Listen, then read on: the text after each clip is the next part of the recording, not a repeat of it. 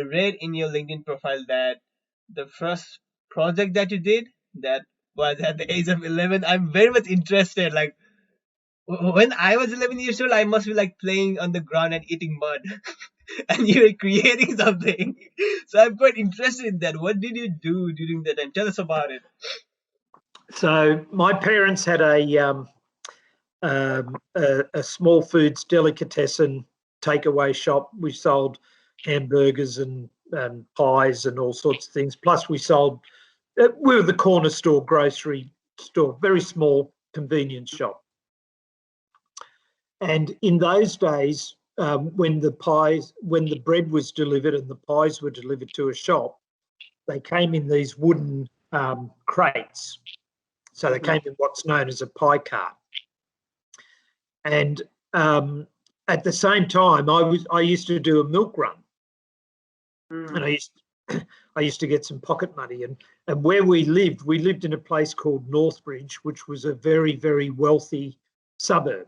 It was one of the better, more affluent suburbs. And on the milk run, there was a golf club, and because in those days and in Northbridge, a lot of people needed to buy a brand new car every year and a brand new golf buggy every year and a brand new anything every year, so that everybody thought that they were successful. In other words, they were materials people. The golf club had a lot of these old buggies. And so what I did is I got a hold of the old golf buggies. I got a hold of the pie carts.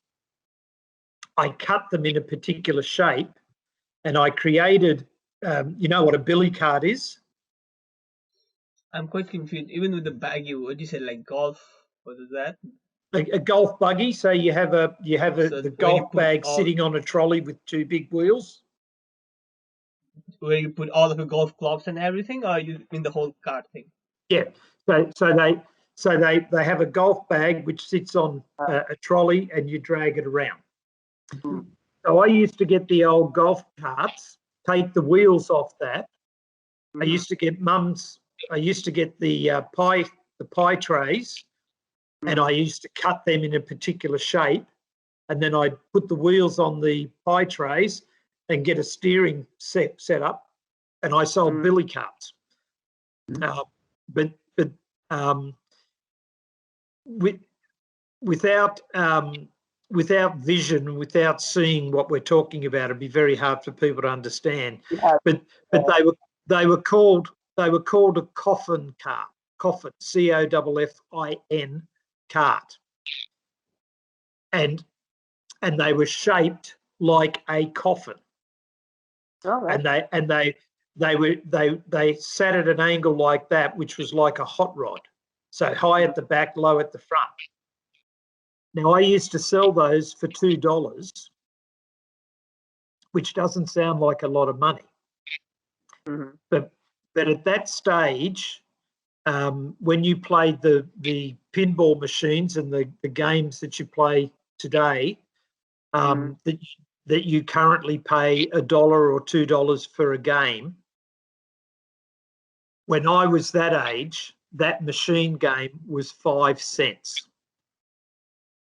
We can understand that. The price had changed.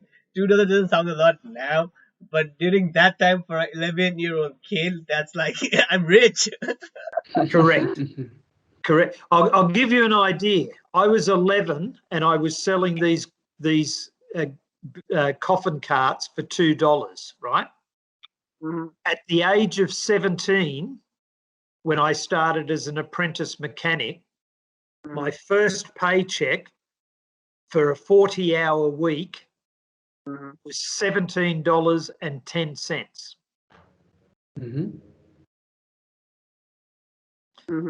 So at the age of 11, I was getting $2 for a billy cart. 6 years later, for 40 hours as an apprentice motor mechanic, I got $17 for the whole week. For the whole week. What happened? Well, what I'm saying to you is that's how that's how much I was getting for my carts. But then from there, my first business, because that wasn't my business. My business was, I used to run a thing called the Coffin Cart Derby. So it was like Formula One racing before Formula One racing. Okay. Because the shops used to shut on a Sunday. Shops shut at lunchtime on a Saturday in those days. And where we lived, there was this shopping centre and they had a very big hill out the back.